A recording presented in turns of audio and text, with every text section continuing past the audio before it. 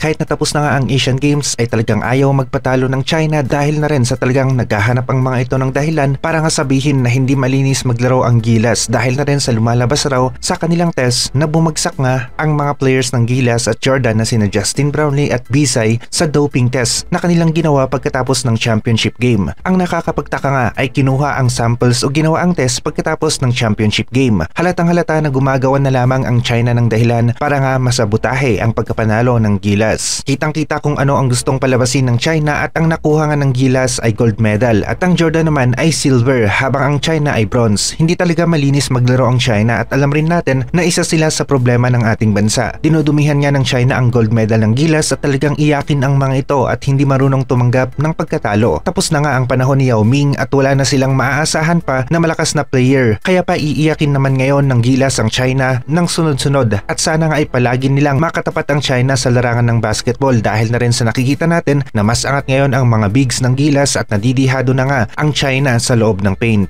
Hindi talaga malinis maglaro ang China at talagang gagawa ang mga ito ng paraan para madumihan ang gintong medalya ng Gilas Pilipinas. 2 beses na pinaiyak ng Gilas ang China ng magkasunod sa larangan ng basketball at ito ay sa FIBA World Cup at Asian Games. Kaya naman hindi talaga matanggap ng China ang kanilang pagkatalo. Isang malaking talunan ang China sa larangan ng basketball dahil sila lang ang gumagawa ng mga ganitong klase ng taktika o protesta dahil kung sila ang nanalo at nag-champion nga sa basketball ay walang ganitong klase ng balita ang lumalabas. Pwede at posible na nadoktor ang resulta at sample ni na Justin Brownlee at Bisay dahil na rin sa tapos na ang gold medal match tsaka lamang kumuha ng sample ang Asian Games Committee sa mga players at ang proseso naman talaga ay sample muna bago laro. Mukhang hindi nga matanggap ng China ang kanilang pagkatalo ng magkasunod laban sa Gilas team at hindi nga rin marunong tumanggap ng pagkatalo ang China dahil nga sa ginawa nila ngayon. Ang talo ay talo pa rin at hindi na nila mababago pa ang resulta. Sa ginawa ng China ay pinapatunayan lang nila na isa nga silang malaking talunan at hindi nga rin sila marunong na tumanggap nga ng pagkatalo. Lumabas rin ngayong taon ang issue ng kanilang liga tungkol nga sa game fixing sa mga laro sa Chinese Basketball Association at nagpapakita lamang ito kung gaano nga kadumi maglaro ang China o kung gaano kababa yung liga nila. Konting update naman tayo sa NBA at sa team nga ng Sacramento Kings na kung saan nandun na nga si Coach Jimmy Alapag sa bench ng Sacramento Kings at yon kitang-kita na kasama nga niya si De'Aaron Fox, isa sa mga NBA players na sumisikat ngayon dahil sa kanyang galing sa paglalaro ng basketball. Maging si Coach Jimmy Alapag ay nagsusumikap rin na matulungan niya ang team ng Sacramento Kings sa abot ng kanyang makakaya nang sa ganon ay makuha naman nila ang championship title ngayong 2023-2024 season. Malakas-lakas ang team ng Sacramento Kings at sila ang number 3 last season sa Western Conference pagkatapos ng regular season. Yun nga lang talo sila laban sa team ng Golden State Warriors sa best of 7 series pero naging maganda ang serye at talagang lumaban nga sila laban sa Warriors. Palagi na nga nating makikita si Coach Jimmy Alapag sa bench ng Sacramento Kings sa NBA bilang isa sa coaching staff ng Sacramento Kings. Gumaganda naman ngayon ang ginagawang pag-build ni Kai Sotto sa kanyang kondisyon kasabay na rin ng rehab o pagpapagaling sa kanyang injury. Babalik nga itong si Kai Sotto na malakas at nakikita natin na ibibigay niya kaagad ang kanyang best sa kanyang first game para sa team ng Hiroshima Dragonflies. Kapuna-puna ang magandang build ngayon ni Kai Sotto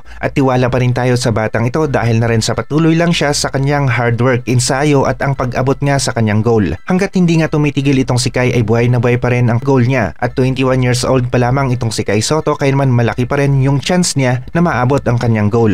Balik tayo sa China at matagal-tagal nga silang hindi makakatulog hanggang sa 2026 pa dahil na rin sa taong ito ang susunod na Asian Games at dito lang sila magkakaroon ng pagkakataon na makabawi laban sa Gilas team. Halos 3 years nga na iisipin ng China ang pagkatalo nila laban sa Gilas at kahit sa 2026 ay nakikita natin na matatalo pa rin ang China laban sa Gilas dahil wala silang Yao Ming at tapos na nga ang panahon niya bilang isang player habang tayo naman ay may mga batang players na kagaya ni na AG Edo, Kai Sotto, Carl Tamayo na patuloy pa sa kanilang improvement bilang mga players. Ang maganda nga dito ay local player natin si AG Edo kaya naman may malakas na papalit dito kay Junmar Fajardo. Mukhang kakayanin pa naman ni Junmar hanggang sa 2026 kaya paiiyakin ulit nila ang team ng China. Tapos na nga ang panahon ng China dito sa Asia bilang ang isa sa pinakamalakas dahil na rin sa panahon naman ngayon ng Gilas. Problema nga lang ang Australia sa FIBA Asia Cup dahil na rin sa kasali nga sila dito sa kompetisyon ng FIBA Asia Cup dahil tayo ang pinakamalapit sa kanila at wala ngang kalaban ang Australia sa Oceania. Kaya ang ginawa ng FIBA ay nilagay nila ang Australia dito sa FIBA Asia. Naniniwala tayo na kakayanin ng Gilas na umabot sa top 20 ng FIBA rankings at ito ang goal ngayon ng Gilas. Sa tulong rin ni Coach Tim Cone ay malalakas ang mga batang players natin, kaya naman maganda na si Coach Tim Cone ang kanilang magiging coach dahil na rin sa marami silang matututunan mula sa coach na ito at yung winning attitude ni Coach Tim Cone ay makukuha rin ng mga batang players. Bukas na nga ang laro ng Hiroshima Dragonflies ni Kai Sotto at makikita nga natin kung maglalaro na ba siya dito. Maging sina Carl Tamayo at AG Edu ay may laro rin bukas, kaya naman isang ma-action na basketball sa Sabado ang matutunghayan natin bukas.